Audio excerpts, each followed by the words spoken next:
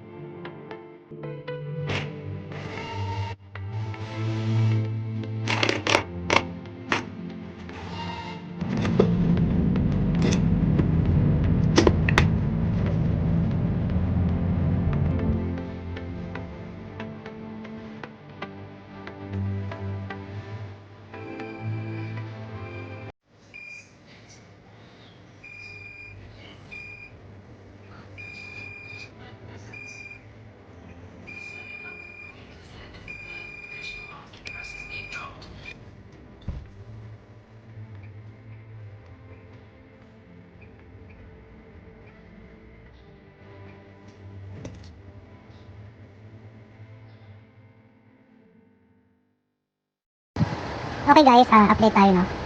Yan, bali, okay na to. Pinalitan natin siya ng, ng transistor. Okay, testingin natin sa gitara.